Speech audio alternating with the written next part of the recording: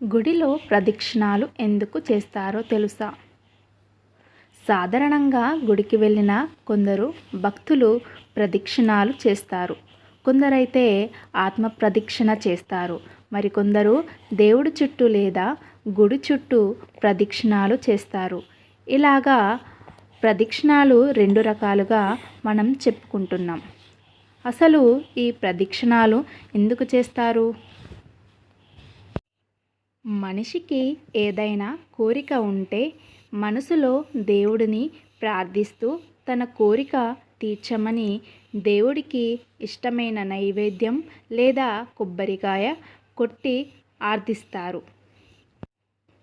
కానీ దేవుడితో నేరుగా సంబంధం లేని ఈ ప్రదక్షిణాలు చేయవలసిన అవసరం ఏముందనే ప్రశ్న మీలో తలెత్తవచ్చు. అసలు దీనికి సంబంధం ఏమిటని ఆరా తీస్తే కొందరు పండితులు ఇలా చెబుతున్నారు.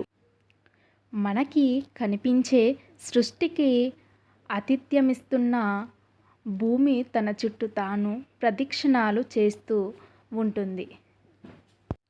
భూమి ఇలా ప్రదక్షిణాలు చేయటం వల్ల దానికి శక్తి వచ్చిందా, లేక శక్తిని నిలబెట్టుకోవటం కోసం ప్రదక్షిణాలు చేస్తోందా అనేది పక్కన పెడితే, మొత్తం మీద ప్రదక్షిణాలు చేయకుండా ఉన్న మరుక్షణం ఏదన్నా జరగవచ్చు.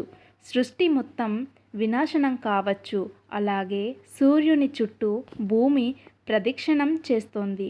ఫలితంగా జీవరాశి మనుగడకు సూర్యుని నుంచి సూర్యరశ్మిని పొందుతోంది. సూర్యుని చుట్టూ కూడా ప్రదక్షిణ చేస్తోంది. అలాగే భక్తులు ఆత్మ ప్రదక్షిణ చేయటం, విగ్రహం చుట్టూ తిరగటం పైన చెప్పిన విషయాలను సూచనగా ఉంటాయి.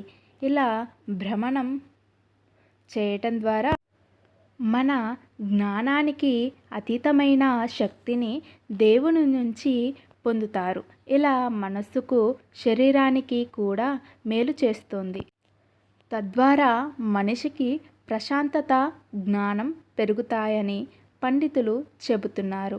కానీ ఈ పద్ధతిని ఒక్క హిందువులు మాత్రమే ఆచరిస్తుండటం గమనార్హం.